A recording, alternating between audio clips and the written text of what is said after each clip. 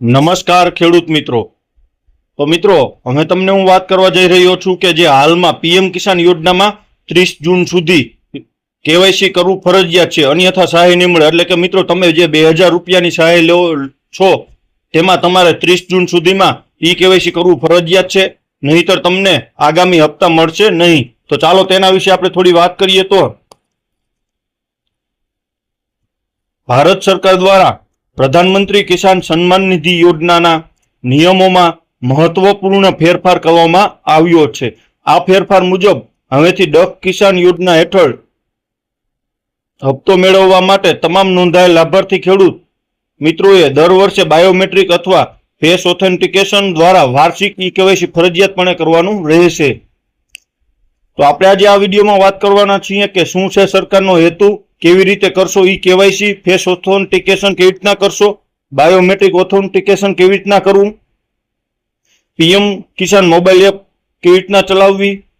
તો પહેલા વાત કરીએ તો શું છે સરકારનો હેતુ।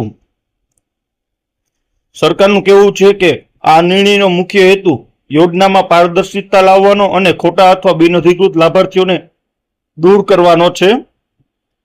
અત્યાર સુધીમાં ઘણી જગ્યાએ ખોટી ઓળખ અને ડુપ્લિકેટ લાભાર્થીઓ અંગે ફરિયાદો સામે આવી હતી, જેને ધ્યાનમાં રાખીને આ પગલું લેવામાં આવ્યું છે।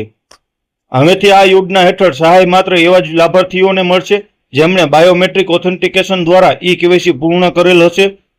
ખેતી નિયામક કચેરી દ્વારા જણાવ્યા મુજબ લાભાર્થીઓએ દર નાણાકીય વર્ષના પ્રથમ હપ્તા પહેલા આ પ્રક્રિયા પૂર્ણ કરવાની રહેશે।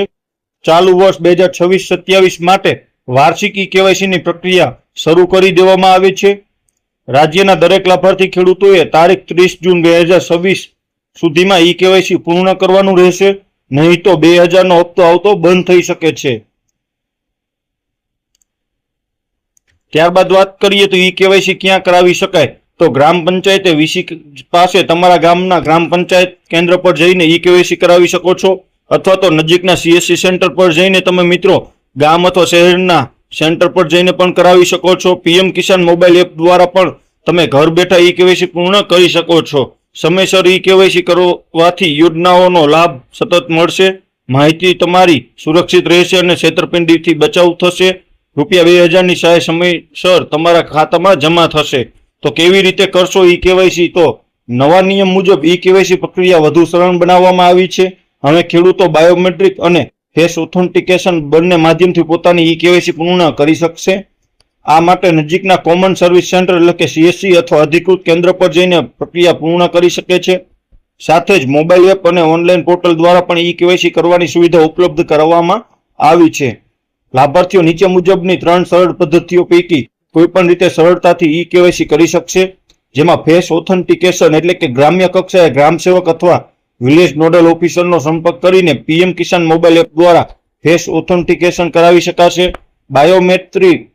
બાયોમેટ્રિક ઓથેન્ટિકેશન એટલે કે નજીકના કોમન સર્વિસ સેન્ટર સીએસસી અથવા ઈ ગ્રામ કેન્દ્ર પર જઈને પણ ઈ કેવાયસી કરાવી શકાશે। પીએમ કિસાન મોબાઈલ એપ દ્વારા એટલે કે ઘર બેઠા ઈ કેવાયસી કેવી રીતે કરવું? તો લાભાર્થી પોતે મોબાઈલ એપમાં બેનિફિશરી તરીકે લોગિન કરી પોતાના આધાર નંબર અથવા રજિસ્ટ્રેશન નંબર દ્વારા ફેસ ઓથેન્ટિકેશન કરી શકે છે। આ પદ્ધતિ દ્વારા એક લાભાર્થી પોતાનું અને અન્ય 100 લાભાર્થીઓનું ઈ કેવાયસી પણ કરી શકશે। કોઈ લાભાર્થીઓ બહાર ગામ હોય અથવા અન્ય સ્થળે સ્થળાંતરિત થયા હોય તેઓ પણ ત્યાંથી ઉપર મુજબની કોઈપણ પદ્ધતિનો ઉપયોગ કરીને નિર્ધારિત સમયમાં ઈ કેવાયસી કરાવી લેવા ખેતી નિયામક કચેરી દ્વારા અપીલ કરવામાં આવી છે મિત્રો। તો મિત્રો જેની જાહેરાત તમે જોઈ શકો છો, અહીં ઓફિશિયલ જાહેરાત છે કે પીએમ કિસાન યોજનામાં ઈ કેવાયસી ફરજિયાત, અન્યથા સહાય નહીં મળે। એટલે કે 30 જૂન સુધીની ડેડલાઇન જાહેર છે। ઓનલાઈન પ્રક્રિયા કેવી રીતે કરવી તેની સંપૂર્ણ માહિતી અહીં આપવામાં આવી છે મિત્રો આ લેખમાં। તો મિત્રો તમને અમારો આ વિડીયો ગમ્યો હોય તો લાઈક કરો, શેર કરો અને અમારી યુટ્યુબ ચેનલ યોજના માર્ગદર્શનને સબસ્ક્રાઇબ કરો, જેથી કરીને તમને આવી અવનવી માહિતી સૌથી પહેલા જાણવા મળે। ધન્યવાદ।